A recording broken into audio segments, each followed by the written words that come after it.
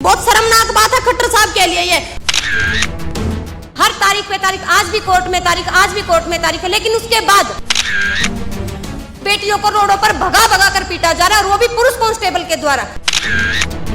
लेकिन उस टाइम पता नहीं, तो खट्टर साहब नए नए थे, उन्हें पता नहीं था। अच्छा, आप इस ई टेंडर को समझते हैं अच्छे तरह से? जो उसमें मटेरियल यूज होता है वो मटेरियल आप चेक कर सकते हो, एकदम घटिया क्वालिटी का होता है। आप 50% महिलाओं की बात करते हैं, उनको कहीं यहाँ लड्डू बांटने के लिए बुला रहे थे।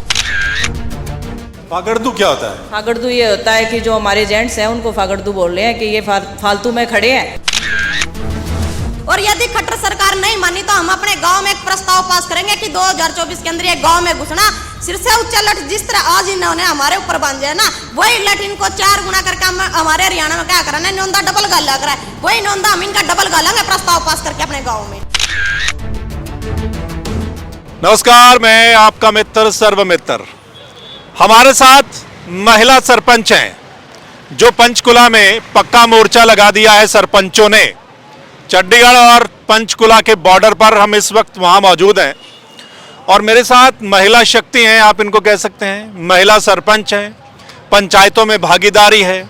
जैसा कि कहा गया कि रिजर्वेशन है कि महिलाओं को भी पूरा मौका मिलेगा ताकि वो भी गांव की कमान संभालें, उनको भी पता चले और महिलाएं भी लीड करें आगे बढ़कर।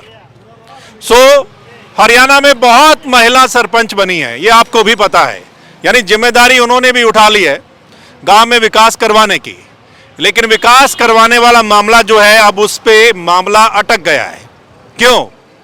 सरकार कहती है कि 2 लाख से ऊपर के काम ई टेंडरिंग से होंगे, और सरपंच कहते हैं कि नहीं, हम नहीं मानते। जैसे पहले चल रहा था वैसे चलने दीजिए। इन्हीं से बात करते हैं।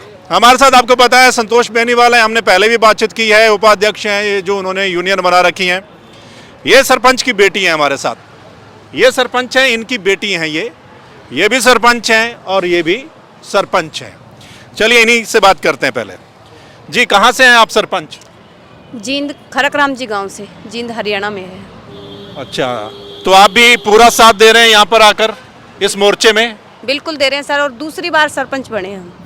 अच्छा, लगातार दूसरी बार? पिछली बार भी थे और अब की बार भी है। पिछली बार कैसे काम करवाया था, ये जो पंचायतों में विकास वाला काम था?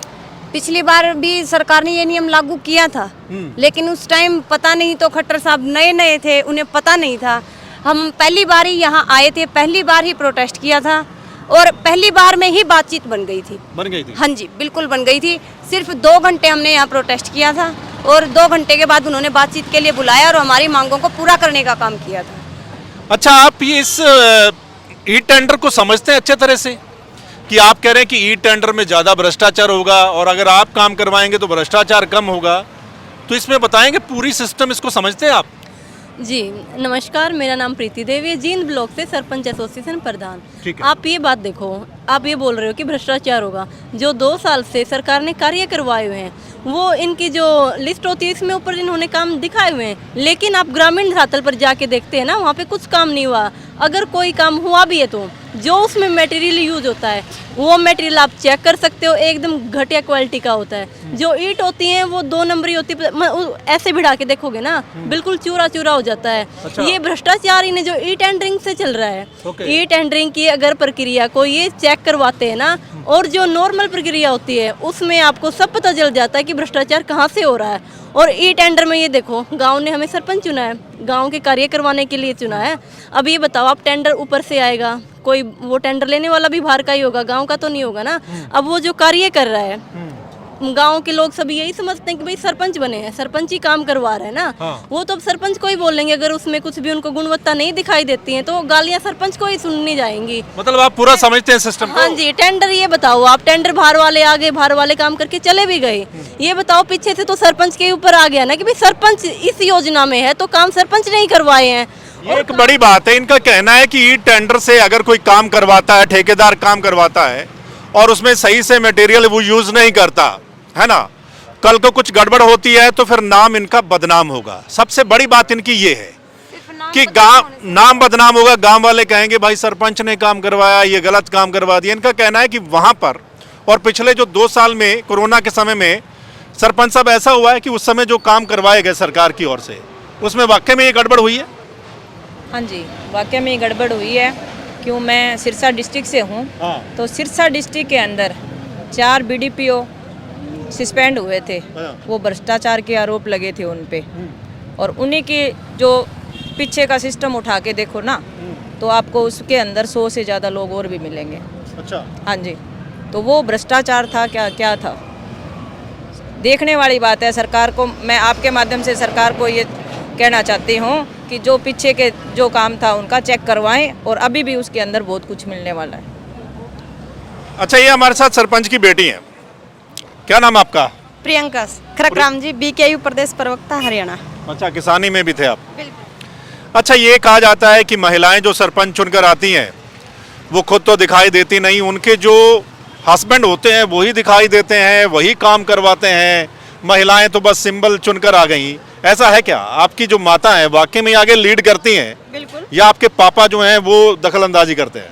पापा तो मैं बताना चाहूंगी आज तो आए भी नहीं हुए हैं, लेकिन जिस दिन लाठीचार्ज हुआ था वहाँ मेरी पूरी फैमिली मौजूद थी। और रही बात लीड करने की, तो ये मेरी माँ कविता सरपंच एक पहली ऐसी महिला सरपंच थी जिसने किसान आंदोलन के दौरान भी जहाँ गलत हुआ ना वहाँ खिलाफत की सरकार। विकास के जो काम करवाते हैं, मीटिंग होती है तो आपकी माता लेती है? हाँ बिल्कुल, जहाँ कहीं पहले पुरुष आरक्षित सीट पे कविता सरपंच ने, मेरी माँ ने इलेक्शन लड़ा, और जहाँ कहीं भी मीटिंग हुई खुद अटेंड की, सारी मीटिंगें खुद अटेंड की। और जहाँ तक भी पंचायतों की गाँव में बात होती है तो पंचायतें भी अटेंड की गाँव की। और यहाँ यदि लीड करने की बात यदि मैं आपको बताऊँ तो खट्टर साहब ने 50% महिलाओं को आरक्षण तो दिया। जहाँ हमारे पुरुष समाज को पीटा गया वहाँ 50% महिलाओं को भी पीटा गया। आप ये देख लीजिए, हमारे जितने भी हमारे गाँव के बुजुर्ग होते हैं उनकी एक इज्जत होती है, हमारी बहन बेटियों की एक इज्जत होती है। लेकिन ये खट्टर सरकार जब हम इसके द्वार पर आए, हमारी बहुत सारी महिलाएं थी मौजूद थी 1 तारीख को, तो खट्टर साहब ने इन महिलाओं के साथ क्या किया इन महिलाओं के साथ, हम ये पूछना चाहते हैं।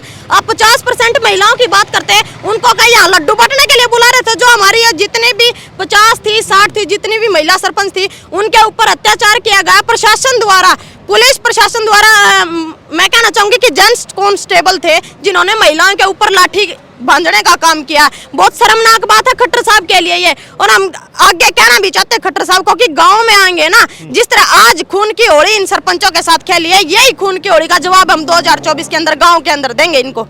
अच्छा सरपंच साहब, 50% आरक्षण तो आपको दे दिया, महिलाएं चुनकर भी आ गई, तो आप सरकार से ये बात रखते हैं या रखेंगे कि भाई आपने हमारे पर भरोसा कर लिया कि महिलाएं भी इस फील्ड में आनी चाहिए, तो आप हमें विकास की जिम्मेदारी भी दे दीजिए, हमारे पर एक बार और भरोसा करके तो देख लीजिए, हमें काम करवाने दीजिए। सर बातें तो रखी हैं, बातें किसके सामने रखें? जब कोई बात करने के लिए आए तभी तो ये बातें हों। अगर वो बातचीत के मूड में होते तो ना ये लाठीचार्ज होता, ना 70-70 साल के बुजुर्गों के सिर फूटते, ना टांगे टूटती। जो खून की होली सरकार ने यहाँ खिलवाई है, मैं सरकार से पूछना चाहती हूँ, अरे अपने अधिकारी तो मांगने आए हम। पिछले इतने सालों से हमारे अधिकार चलते आ रहे थे, तो अभी ऐसी कौन सी बात हुई थी उन्होंने हमारे अधिकार हमसे छीन लिए? और ये संविधान में लिखा हुआ है, जब भी हमारे अधिकारों का हनन होता है तो हम सरकार से अपने अधिकारों की मांग कर सकते हैं। हम बातचीत करने ही तो आए थे, ना यहाँ घोड़ा था, ना बारूद थी, ना कुछ ऐसी चीजें थी। लेकिन यहाँ आने के बाद हमने देखा सरकार बातचीत के मूड में नहीं थी। उन्होंने पहले बैरिकेड लगाया, वो हमने तोड़ा। यहाँ लगाया बैरिकेड, यहाँ पर वाटर कैनन, आंसू गैस के गोले, लाठीचार्ज, मतलब इतनी बर्बरता की है। मैं सरकार से पूछना चाहती हूँ, आपने एक तरफ तो नारा दिया बेटी बचाओ बेटी पढ़ाओ का, और महिलाओं को आरक्षण देने के नाम पर 2 साल इलेक्शन लेट करवाया।